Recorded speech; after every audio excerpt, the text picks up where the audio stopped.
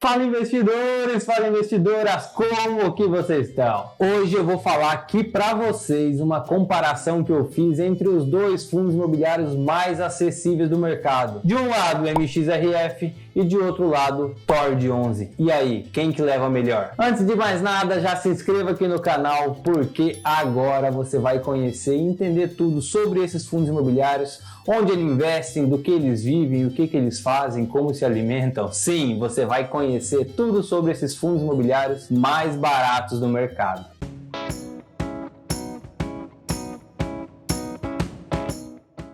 Marcelo aqui na área e já vou mostrar para você como que funciona e vou mostrar na prática como que é o relatório do MXRF, como que é o relatório do TORD11 e aí eu vou comparar os indicadores principais desses dois fundos imobiliários para a gente ter uma noção de qual que é melhor para você investir. Então aqui, pessoal, o primeiro relatório que eu trouxe aqui para vocês é o relatório do TORD11. É isso mesmo. Então a gente vai dar uma olhada para entender o que tem dentro do TORD11 para vocês conhecerem ele também, tá? Então a gente tem aqui a capa dele. Passando aqui nós temos as questões aí da palavra do gestor, tudo como funciona, a demonstração de resultados, todas as informações deles aqui do lado, objetivo do fundo, taxa de performance, patrimônio líquido nós temos aqui do lado também, e é isso que a gente está olhando. A questão importante que muita gente gosta é essa, ó, questão de distribuição de rendimentos, que aqui mostra o dividend yield, 1,5, um ótimo dividend yield que ela está pagando mensal, que ele pagou na última distribuição. Referente aos rendimentos mensais dos últimos 12 meses, olha que interessante aqui também. Fevereiro, março, abril de 2020 até janeiro de 2021. Então tá com dividend yield acumulado de 13,4%. Isso é um ótimo dividend yield para o fundo imobiliário. Então nós vamos olhando aqui, passando mais, nós temos aqui a questão da alocação do fundo. Então ele é um fundo que grande parte dele investe em CRI, né, CRI, equity, tem uma parte em caixa e outra parte ele investe em outros fundos. E aí os contratos são divididos, são renegociados pelo IPCA, uma parte aqui 30 e poucos por cento, IGPM 11%, CDI 9% e é uma renovação variável cerca de mais de 40%. E nos status aqui nós temos, ó, performado 60% e não performado 38%. E aqui nós conseguimos ver também as participações societárias que esse fundo tem. Então, tem esse resort, outro resort, ou quais são os fundos imobiliários que eles investem. Tem esse fundo aqui, HCST11. Temos também, ó, outros pontos aqui, lotes de lotes terrenos, né, no caso loteamentos. Temos também aqui outro empreendimento, ó, os CRIs que eles investem.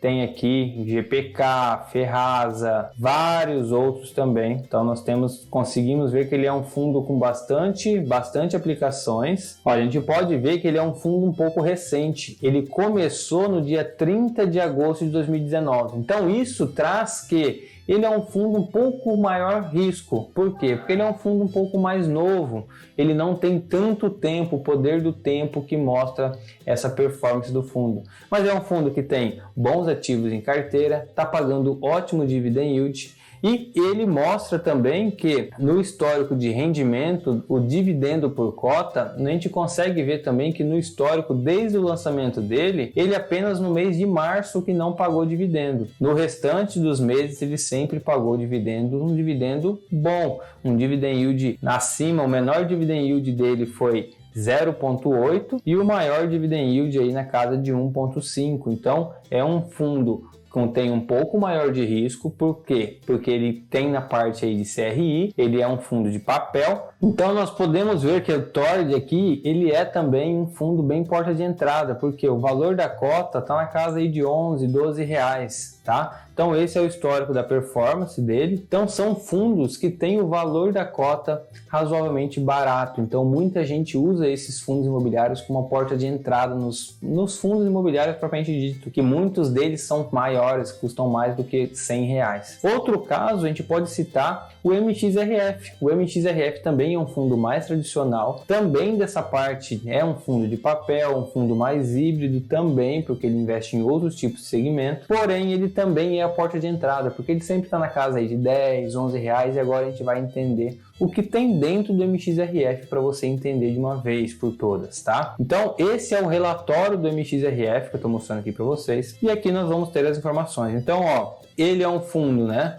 O início do fundo dele já é de 2012, então ele é um fundo que tem mais tempo performando, então está indo aí para 10 anos de performance que esse fundo está ativo. Aqui a gente tem o patrimônio líquido, quantidade de cotas e olha aqui que é um ponto que pouca gente se atenta. O valor patrimonial da cota desse fundo é R$ 10,08. Isso significa o quê? Se você tá e você não sabe como que funciona, ele é como se diz assim, ó, os imóveis, o que tem dentro desse fundo, o valor médio dele vai dar R$10. Então, você que fica se perguntando, mas esse fundo imobiliário custa R$10, eu vou ficar com ele até ele chegar a 100? Isso muito difícil vai acontecer, vai ser muito difícil de acontecer. Por quê? Porque o valor patrimonial dele é na casa de R$10, então ele vai sempre performar nessa casa. 10, pode cair um pouquinho, pode subir um pouquinho, mas isso dificilmente você vai ver um fundo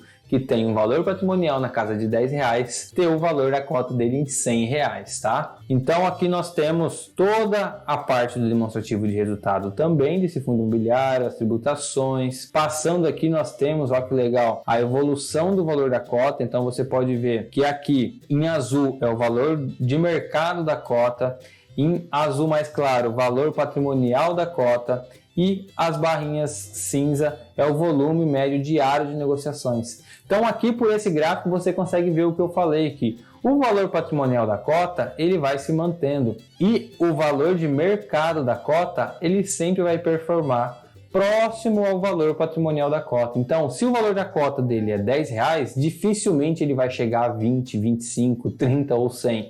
É mais fácil ele ficar ali na casa de 9, 10, 11, daí ele vai ficando nessa linha, tá ok? E aqui nós temos, né, todas as outras informações em questão de resultado financeiro. O que é o resultado financeiro? É o que ele distribuiu em dividendos aí. Então ele tem, ó, todo um histórico bom de pagamentos de dividendos, 7 centavos, 5 centavos, 8 centavos. Marcel, mas 8 centavos de dividendo é pouco. Mas o que você tem que fazer a conta é qual que é o valor da cota dele. O valor da cota dele é R$10. Então 8 centavos sobre R$10 dá um dividend yield muito bom. É isso que você tem que levar em conta. É a mesma coisa do TOR 11 que nós falamos. Ele também vai dar um valor pequeno mensal. Porém, quando você divide pelo valor da cota para descobrir o dividend yield, você vê que o dividend yield ele é um ótimo valor. Então nós temos aqui várias outras informações, passando aqui questão de rentabilidade.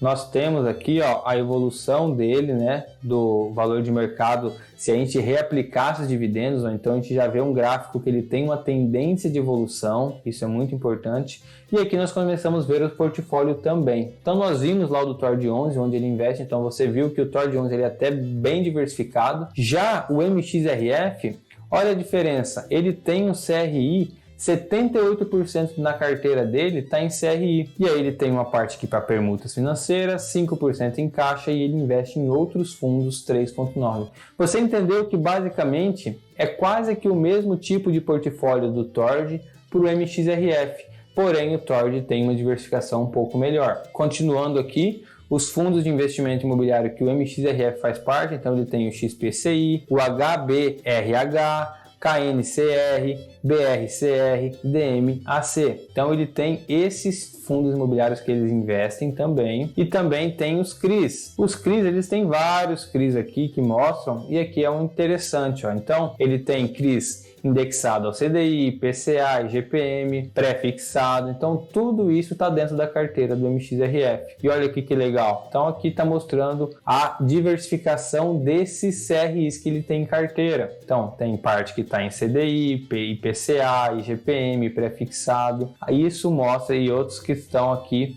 em porcentagem fixa do CDI. Isso é muito interessante para você saber como que vão ser corrigidos e como que ele vai receber essas rentabilidades. E aqui estão os setores da economia que eles investem, né? Então, e aí, ó, várias outras informações.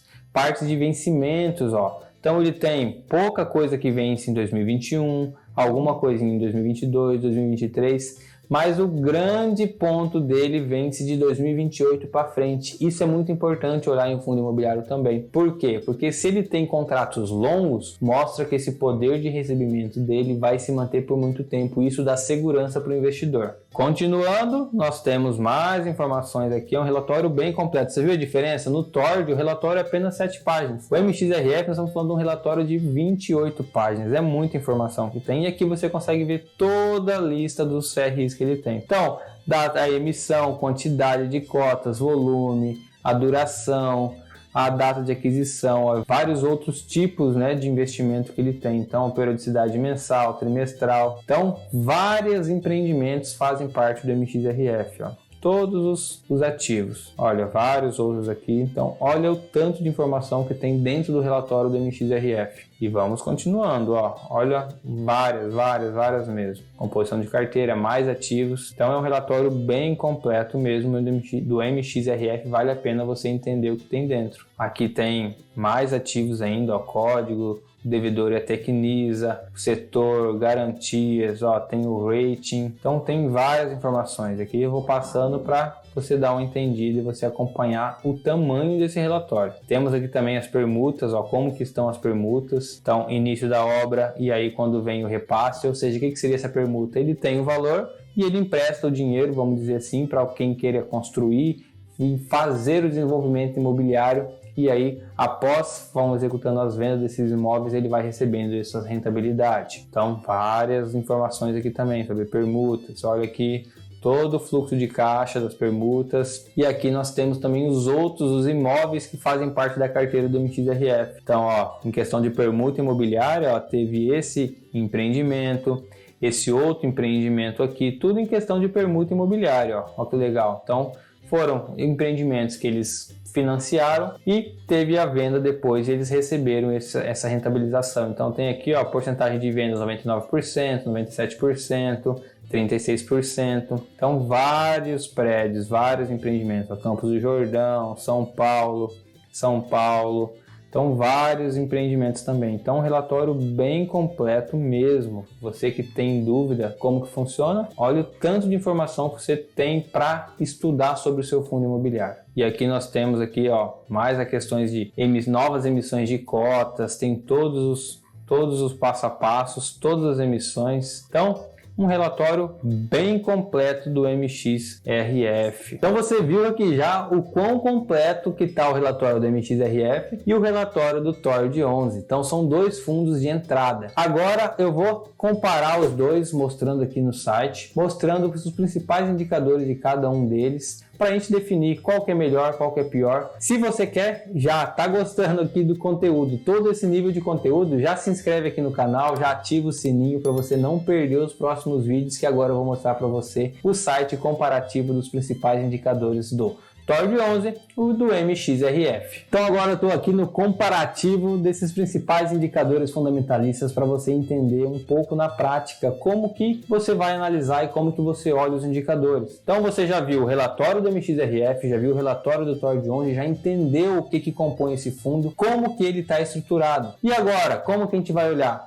A gente pode olhar de algumas maneiras. Então, quando a gente olha aqui os principais indicadores, eu até vim aqui no Status Invest. Então, é um site interessante para você fazer essa comparação. E ele elencou aqui alguns principais indicadores de fundo imobiliário. Então, nós temos o Dividend Yield, o preço sobre o valor patrimonial, a porcentagem que o fundo tem em caixa, a liquidez média diária. E aqui a gente tem indicadores de possível crescimento. Marcel, mas não tem os indicadores de possível crescimento no TORD 11. Por quê? Provavelmente é porque, como ele é um fundo mais recente, ele ainda não teve fundamentos necessários para estimar esse possível crescimento, diferente do MXRF. O TORD 11 nós estamos falando de um fundo criado em 2019, é recente, e já o MXRF é de 2012, é um fundo com mais histórico de dados. Então, analisando já em questão de valuation, primeiro ponto que a gente vai analisar é o Dividend Yield. Então, o Dividend Yield, o que é? Ele é o que o fundo pagou em proventos dividido pelo valor da cota. Quando nós comparamos o MXRF com o TORD 11, o TORD 11 está ganhando nesse quesito. Por quê?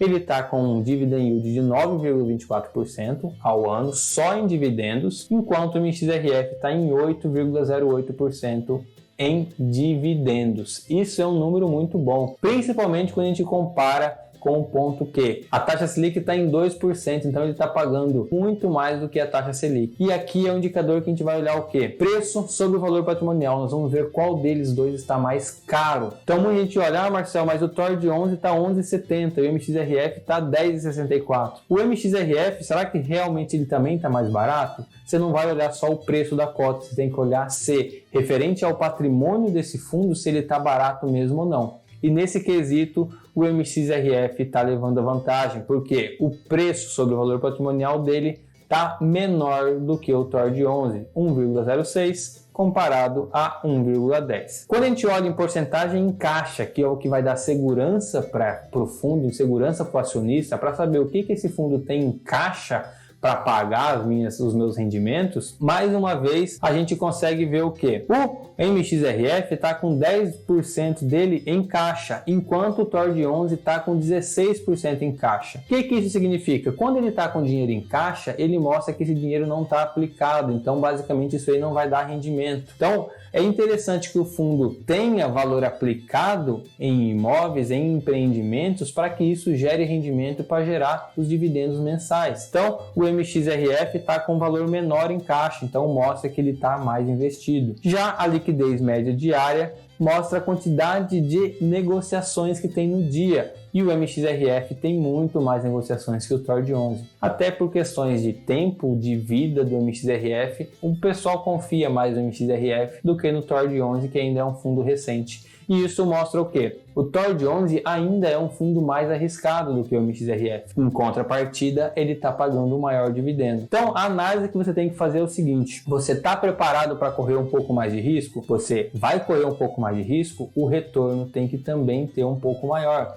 E é o que está acontecendo com o TOR de 11. Ele é um pouco mais arriscado que o MXRF, porém, o rendimento dele também está sendo maior. A gente olha na questão do dividend yield. Pessoal, esse foi o vídeo comparativo que eu fiz para vocês entre MXRF e o TOR de 11. Espero que vocês tenham gostado. Se vocês gostaram e querem mais vídeos com esse tipo de conteúdo, comenta aqui embaixo, dá uma sugestão aqui para mim, qual ativos que você quer que eu comparo no próximo vídeo, para eu já fazer um outro vídeo com esse mesmo tema. Forte abraço, te espero no próximo vídeo. Valeu!